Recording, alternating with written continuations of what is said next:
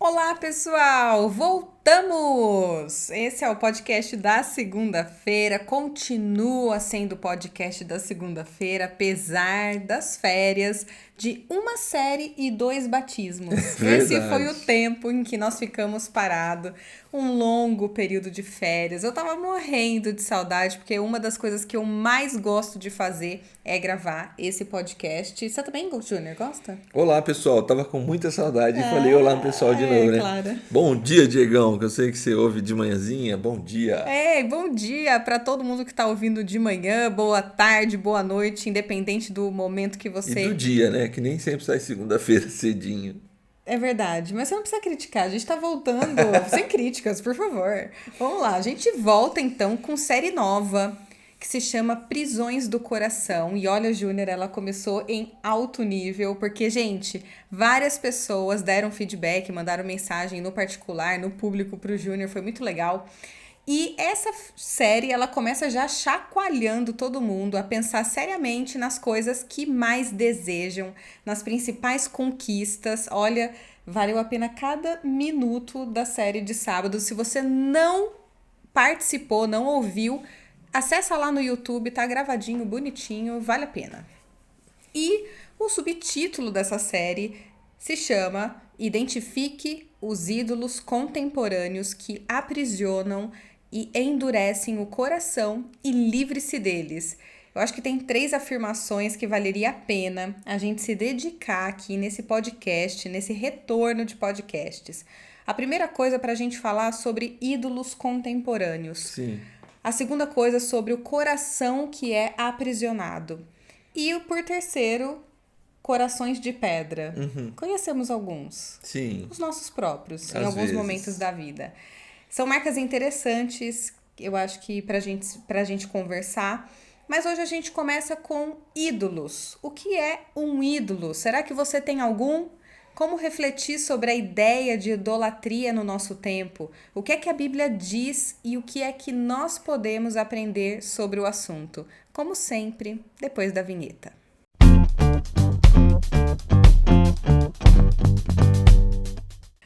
Bom, Júnior, você começou a série fazendo uma explicação bem interessante sobre as intenções do coração de Deus e mostrando que Deus desenhou, projetou o homem para ser imagem e semelhança. E Isso. aí, por isso, nós somos parceiros, ou seja, co-criador de Deus, Cocriamos com ele.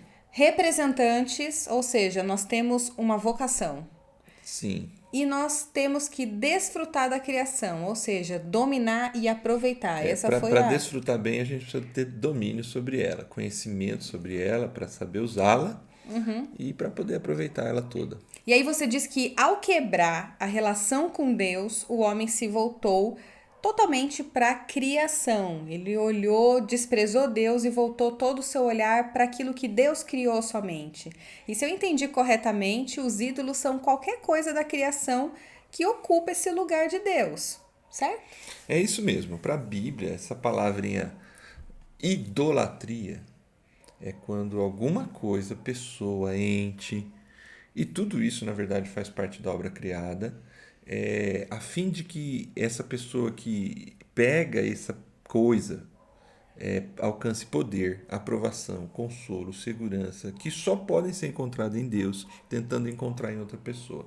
Isso é idolatria. Outra forma de dizer é que qualquer valor não absoluto que seja convertido ou percebido como absoluto e exija essa devoção do centro da vida vai se caracterizar como idolatria.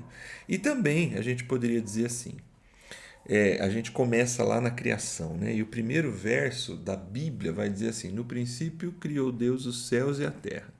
Para a teologia bíblica que começa nesse primeiro verso de Gênesis 1, verso 1, só há um Deus e todo o resto faz parte da obra criada. Essa relação que se estabelece, portanto, ou se deveria estabelecer com Deus, é só com Ele. E quando estabelecemos essa relação com qualquer outro ser ou coisa, nós entramos numa relação de idolatria. Sim, e lembrando que Deus não está preocupado em explicar como que ele criou o céu e a terra. Apesar dele dar detalhes, a Bíblia não é um manual de criação. A Bíblia Nem científico, né? nem científico. E acho que é interessante a gente pontuar isso aqui, Porque tem algumas coisas que, para a Bíblia, ela tem como absolutas. Para a gente que vive num mundo em que o absolutismo, as coisas são... O absolutismo não tem muito mais espaço, né? As O coisas... absoluto, né? O absoluto. Elas... tudo depende do ponto de vista, depende do ângulo que você vê. É tudo muito incerto, é muito volátil. Às vezes a gente tem algumas dificuldades hoje de encarar alguns conceitos como absolutos. E, para Deus, essa questão da idolatria é um valor absoluto. Eu posso dizer isso? Se Ele não está preocupado em ficar explicando. Ele determina que há um Deus.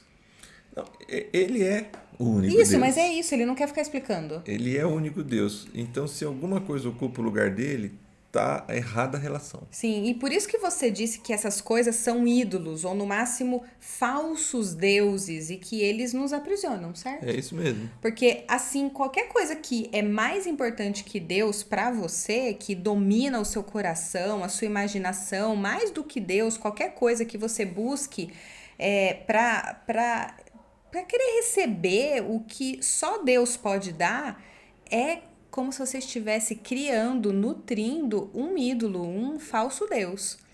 E nós fazemos muito isso. Deus nos fez em condição de ser a sua imagem e semelhança, como a gente começou o podcast falando. Seu Nós somos representante. representantes, a gente quer aproveitar, a gente deve aproveitar a criação e a liberdade que Deus nos deu, não é verdade? Só Sim. que eu acho que você falou muito rápido desse conceito, né? Acho que você não se aprofundou, você não se preocupou em aprofundar essa questão Isso. durante a Não, reflexão. realmente não, mas ela é importante aqui para esse podcast, porque essa diferença é fundamental para pensar sobre Deus e sobre ídolos. Porque um ídolo vai ocupar o lugar de Deus, certo? Certo. Então, assim, foi por causa dessa liberdade que Deus nos deu, Deus nos fez a sua imagem e semelhança, e dentre esses aspectos dessa imagem, semelhança e representação que a gente tem, ele nos compôs com liberdade. E nesse processo de liberdade, o ser humano escolheu se afastar de Deus. Sim. Ele ouviu ali a proposta mentirosa da serpente no jardim. Que na verdade nada mais é, sem me aprofundar aqui, um anjo caído que se afastou de Deus e contou essa mentira, que para ser igual a Deus é preciso estar longe de Deus. A proposta que aparece ali em Gênesis 3, na série de sábado eu fui até Gênesis 2. Eu não entrei em Gênesis 3. Mas em Gênesis 3 a proposta é assim: no dia em que vocês se afastarem de Deus, no dia em que vocês comerem desse fruto, porque toda a criação foi dada ao ser humano, só foi falado para ele assim, ó, esse fruto aqui é o fruto que talvez vá te fazer mal, que vai te fazer mal, que vai fazer você morrer. A proposta mentirosa é assim: no dia que você participar disso, você será como Deus, sendo que a gente já tinha a imagem e semelhança de Deus. Nesse momento, quando a gente aceita essa mentira, a gente sai do círculo virtuoso. É que é uma mentira que parece verdade. Até hoje, a gente acha, eu acho que isso na nossa cultura está muito presente. Ficar longe de Deus é andar com o próprio nariz. Não ter ninguém como Deus e nenhum Deus. Você ser o seu próprio Deus. Você ser o seu próprio Deus, ser o seu próprio controlador da sua história, você se sente livre. Mas, na verdade, se Deus é o criador de todas as coisas, a liberdade ela é encontrada no pleno funcionamento desse mundo criado por Deus. E quando a gente quebra esse elo fundamental, essencial da ligação com Deus, a gente entra num processo de prisão. E ao retornar para Deus, que foi o que a gente foi construindo nesse primeiro episódio, nós somos de novo transportados para esse reino de amor e da liberdade. Né? Só que não é uma liberdade. Não é uma liberdade libertinagem, né? Sim, é isso. aquela liberdade assim, então eu faço o que eu quero. Porque fazer o que eu quero é caos. Se todo mundo fizer o que quiser, a hora que quiser, do jeito que quiser, a gente está falando de caos. Exato. Liberdade é quando tudo contribui dentro de um desenho funcional para que o mundo funcione plenamente. Júnior, só que eu gostaria de voltar num ponto, porque quando você olha para a história, quando a gente fala em falsos deuses, geralmente a gente pensa em deuses de madeira, de pedra, de ferro, aquele Deus mais convencional. Talvez o caricato.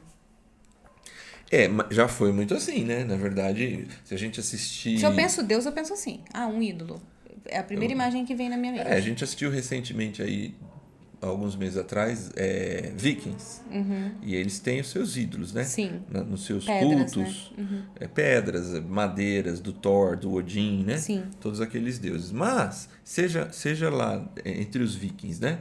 Ou qualquer outra religião que tem esses ídolos, assim, do ponto de vista de uma estátua, de algo nesse sentido. Ou até mesmo um elemento da natureza, né? A lua, o sol. Mas eles vão ser sempre representação dos ídolos do coração. Sim. Mesmo na antiguidade. Sim, se a gente pega a cultura grega, por exemplo, Afrodite, deusa da beleza. Pronto. Ares, deus da guerra, sei lá, Artemis, deus da fertilidade, tantos outros. Então, Sim. eles estão sempre ligados mesmo. Você tem razão. Fora da cultura grega, a gente tem um que aparece muito na Bíblia, que é Mamon. E Jesus fala isso numa certa conversa que ele tem. Você não pode servir a Deus e a Mamon. Mamon, na verdade, é um deus, esse deus dessa prosperidade, que a gente hoje chamaria de deus do dinheiro. Então, assim, esses ídolos do coração, eles antes tinham nomes. Ele já apontava para esses aspectos de sensualidade, Isso. beleza, amor, né, sucesso, Mas poder. hoje, na verdade, a gente está lidando direto com eles. Sim. Com o dinheiro, com o amor, com o poder. A gente tira a espiritualidade e trata direto com eles. O importante é perceber que cada cultura em cada época vai ser dominada por um conjunto de ídolos. E não é diferente de hoje. Por mais que pareça que hoje a gente vive uma sociedade que não tem ídolos, mas a gente está... Tem, com certeza. A gente está vivendo dentro de uma cultura em que esses ídolos vão ocupar o lugar de Deus. Bom, vamos então olhar para a Bíblia? A gente trouxe aqui uma referência bíblica conhecidíssima, que são os 10 mandamentos, que estão em Êxodo 20. Os 2 primeiros mandamentos, eles vão falar exatamente sobre isso. O primeiro diz, não terás outros deuses além de mim. E o segundo mandamento diz, não farás para ti nenhum ídolo, nenhuma imagem de qualquer coisa no céu, na terra ou nas águas debaixo da terra. São os versos 3 e 4 do capítulo 20. Isso. Só que é legal a gente voltar nos 2 primeiros versos. Né? O verso 1 e 2 diz assim, Deus falou todas estas palavras. A gente traduz como 10 mandamentos e foi se popularizando assim, né? Mas são as 10... Na verdade, se for ser fiel ao texto, são as 10 palavras. São os 10 preceitos fundamentais. Mas eles começam assim, eu sou o Senhor teu Deus que te tirou do Egito, da terra da escravidão. Perceba a relação da presença desses 2 primeiros mandamentos que você citou. Quais são os 2 primeiros mandamentos? Sem olhar o roteiro. Não terás outros deuses diante de mim, não farás para ti imagens de escultura. Muito bem, não tenha ídolos. Eu ainda peguei. lembro da minha sala da criancinha que eu aprendi isso. Mas você percebe a relação de abandonar falsos deuses e só reconhecer um como Deus e ídolos com a ideia da liberdade? Porque percebe assim, eu sou o Senhor que eu te tirei da terra da escravidão. Os 10 mandamentos, eles têm uma introdução fundamental. Essas palavras, essas ordens, esses preceitos de Deus, essas leis de Deus, elas são dadas para um povo que viveu por muito tempo escravo e agora eles vão viver livres. É como se, vamos lá, quando nós vamos orientar um filho, e eu já fiz isso, é assim, Rafael, escuta, eu sou a sua mãe. Isso. Você ficou 9 meses dentro Não de há mim. outra mãe além de Não mim. há outra mãe além de mim. Eu te conheço porque eu te gerei por 9 meses. Eu acho que é Deus falando assim, queridos, eu sou o Deus de vocês. Fui eu que tirei vocês do Egito, não foi ninguém outro. Sou eu que acompanho o tempo todo vocês. Me escutem. Isso aí. É tipo uma... Deus chamando aqui mesmo a atenção, trazendo... sendo vocal com o povo dele, né? E a idolatria, nesse sentido, por essa linguagem que você acabou de falar, não é só uma questão de ciúme ou não querer que tivesse outros deuses como se outros deuses existissem. É dizendo assim, eles não existem. Cada vez que você se deixa dominar por um deus desse, um ídolo, uma imagem Você vive a daquilo que é mentira. feito no céu, percebe que toda a criação, céu, terra e embaixo da terra, nas águas. você se deixa aprisionar. É que eu acho que hoje a gente mistura muito, a gente vê o universo como acima. Você já viu gente falando joga pro universo, e trazendo o universo como se estivesse acima do homem. E sábado ficou muito claro que Deus criou o universo, Deus criou todas as coisas para que o homem exercesse gestão sobre essas coisas. Ou seja, na hierarquia da criação divina, o homem está acima destas coisas. E quem está acima do homem é Deus. Isso, e toda essa criação, inclusive o universo, é bom. Sim, A é pra gente gente falou disso, né? usufruir. Tudo isso É é muito fazer a bom. gestão, Só uma boa gestão. quando a gente quebra Deus e olha só para a criação, qualquer aspecto bom da criação, seja o universo, seja anjo, seja o sol, a lua, o dinheiro, o poder, família, eles vão ocupar o lugar de Deus, eles se tornam ídolos e aí eles estão no lugar errado. É por isso que, numa cultura como a nossa, qualquer coisa pode virar um ídolo. Pode. Qualquer coisa boa ou importante que ganhar entrar nessa categoria de essencial e ocupar esse espaço de Deus, ele se torna um ídolo. Sim. Na hora. O Tim Keller, ele diz, quando a gente perde algo ou sofre por algo que é importante, a gente se sente profunda tristeza. Mas quando nós entramos em colapso, em desespero, é diferente. Porque ele diz, para o desespero não há consolação, pois provém da perda de algo essencial. Ou seja, isso tira a vida de alguém e nada nesse mundo, por melhor que seja, ao ganhar essa condição, consegue ocupar e cumprir com verdade a função que só Deus tem para a humanidade e para toda a criação. Exatamente. A gente está nesse ponto diante da idolatria, quando esse essencial, essa relação que o Keller faz do desespero, ele vai dizer assim, quando a gente entra em desespero, nada consola. E se nada consola é porque não há para onde correr. Eu cheguei no... meu irmão, eu trabalhei muito tempo com meu irmão, o Edmilson, né? E ele tinha uma expressão que eu lembrei dela agora, né? Às vezes a gente estava numa reunião e ele usava a seguinte expressão, ó, resolve você, porque eu sou a ponta da corda. Quando chegar em mim, não tem mais para onde correr. Sim. Dentro da empresa lá, Sim. assim, enquanto ainda tem ele, ainda tem alguma coisa para resolver, mas se já foi ele o primeiro, não tem para onde não tem para onde correr mais. Então, essa é a questão do desespero. Não tem para onde correr mais. Então, por isso que é muito duro dizer o que eu vou dizer, mas quando algo dá errado na vida da gente, quando a gente perde alguém muito querido, quando a gente sofre uma tristeza mesmo, uma frustração muito profunda, é natural, é humano sentir uma dor muito grande, sofrer por um tempo, um processo às vezes de luto ou de profunda amargura. Mas, se aquilo não é Deus, a gente vai encontrar consolo e refazer. Quando aquilo ocupou o lugar de Deus, de essência, por vezes é o que talvez está lá no início da reflexão de sábado. A gente encontra a ideia de suicídio, né? Mas voltando aqui, né? Não suicídio somente, mas um desprezo pela vida, Sim. de não conseguir retomar, do endurecimento, da amargura, de não conseguir restabelecer a vida, apesar das dores, apesar da tristeza, apesar da falta. Que não é só uma morte que traz isso. Tem gente que passa por esse momento de luto na perda de um emprego, por exemplo. É isso aí. Mas, voltando, né? E por isso a preocupação de proteger o coração contra a idolatria.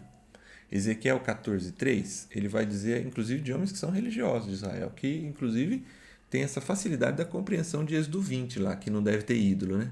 Mas olha aqui que é dito ali em Ezequiel 14:3. Esses homens deram lugar no coração aos seus ídolos. Então, aquilo que ganha a chave do nosso coração alcança essa condição de ser o nosso falso Deus, o nosso ídolo. E você explorou bem essa temática durante a reflexão. Então, mais uma vez, se você não conseguiu ainda ouvir a reflexão, ou aqui em casa mesmo, a gente já ouviu a reflexão de novo e vale muito a pena porque reforça alguns conceitos que foram ditos no sábado. Mas, Júnior, para a gente terminar, parece que, por vezes, a gente vive num mundo tão ausente de Deus, de deuses, que a gente coloca essa secularização, a questão científica, tecnológica, são coisas muito boas, mas a gente cria maneiras diferentes de gerar novos deuses. Sim. Porque, na verdade, isso está dentro do ser humano. A gente quer ocupar esse espaço que é vazio, né? Esse desejo pelo eterno, pelo transcendente, vai ser canalizado para alguma coisa. Nem que seja uma idolatria a si próprio, a ciência, ao progresso. Existe dentro de nós um senso irreversível para a adoração. É porque tem espaço, é um espaço que só pode ser preenchido por Deus. E esse processo, ele tem uma mecânica natural presente na Bíblia e qualquer leitura desse aspecto religioso do ser humano, né? Como assim? A ideia de um ídolo, ele vai trabalhar numa mecânica que é fatal. Eu amo, eu confio, eu obedeço. Amor, confiança e obediência. Parece meio ofensivo dizer isso em pleno século XXI em uma cultura como a nossa. Mas essa relação, ela progride nesses termos, independente do que seja o ateísmo. Eu amo, eu confio, eu passo a obedecer aquilo. Agora, existe algum processo, alguma saída para essa questão da idolatria? Então, primeiro eu acho que a gente tem que parar de achar que a gente não tem ídolos, mesmo nós, cristãos, evangélicos, que ao longo dos anos, né, da história, nos gabamos que nós não temos ídolos, né? Temos, e vez ou outra, querendo ou não, a gente está diante de idolatrar algo ou alguém. A gente precisa reconhecer, eu acho que esse é o primeiro passo. Eu acho que para qualquer erro da vida, né? Sim. O primeiro passo é reconhecer que... Não adianta o outro reconhecer Isso. por nós. É isso aí. Só que aí, isso que eu acabei de falar, né? Essa tendência que parece negativa, ela é fruto de uma tendência positiva interna. Nós queremos encontrar algo para chamar de Deus. A gente busca. Porque lá no fundo, a gente precisa encontrar Deus, com letra maiúscula. O Deus, o único Deus que criou todas as coisas. Sim. Ao encontrá-lo, ao receber sua revelação por meio de Jesus, ele pode satisfazer esse vazio. Ele ocupa esse espaço com perfeição. E mesmo quando falhamos, ao invés dele nos aprisionar, ele oferece seu amor e seu perdão. E aí aquela mecânica que eu citei ali atrás funciona. Mas dessa vez, ela vai oportunizar a vida plena e satisfeita e não prisão. Quando eu sou apresentado de verdade a esse único Deus verdadeiro, eu passo a amá-lo, eu passo a confiar nele e eu passo a obedecer a Deus e a sua palavra. A obediência, ela é uma consequência, ela não é um meio, ela é a consequência. Porque isso é o ambiente natural do processo da necessidade de ter um Deus. Sim. Quando eu vou atrás do falso Deus, eu vou amar, confiar e obedecer. Só que isso vai me aprisionar. Quando eu chego diante do único Deus verdadeiro, o processo vai acontecer, só que vai acontecer corretamente. Eu amo, confio e obedeço, só que eu obedeço essa mãe que você citou. Filhos, eu tenho 9 meses você na minha barriga, eu sei o que é melhor para você. Eu obedeço esse Deus que me ama profundamente e essa lei, essa obediência a Ele vai me colocar na condição da vida abundante, da vida livre. E para mim, nesse caso, a ordem dos fatores altera o produto. Altera. Porque se vem a obediência primeiro, sem o amor, sem a cumplicidade, sem a parceria, a confiança, aprisiona. É aí onde a gente vê a religiosidade aprisionando muitas pessoas. Porque a religiosidade passa a ser um ídolo na nossa vida. Porque ela ocupa o lugar de Deus. Então, porque não é Deus. Isso. É algum aspecto da religiosidade. Exato. Um jeito de se vestir, um jeito de falar, um jeito de se comportar, um jeito de cantar. Ou pode, não pode, isso, pode, não pode, isso, não pode, isso. não pode, né? Vira uma coisa engessada. Você está pegando um aspecto da criação e colocando no lugar de Deus. Não é Deus. É isso aí. Bom, mas... Só Deus ocupa esse espaço de forma a ser funcional e bom para o ser humano. Isso para tudo, não é para só religiosidade, é para qualquer ídolo. Ídolos aprisionam, engessam de tal maneira que você vive para aquilo e não consegue ter a liberdade que a gente acabou de falar aqui, falou tanto na reflexão. Doa quem doer, assim, é difícil, mas é assim uma verdade. É uma verdade que dói. Intransponível, assim. Como se livrar dessas prisões? Conhecendo e sendo exposto ao verdadeiro Deus. É isso aí. E aí, quanto mais você é exposto, mais você reconhece os ídolos que estão internos, sabe? Já estão ali fazendo parte do seu dia a dia que você nem enxerga mais. Bom, acabamos? Sim. Gostei do nosso papo. Legal. Boa retomada. Estamos pegando jeito o jeito ainda, de né? novo, né? Pessoal, ótima semana para todo mundo. Que Deus abençoe vocês e eu tô esperando o sábado, Júnior. Tô ansiosa. Vamos lá. Vai ser bom. Tchau, gente. Tchau, pessoal.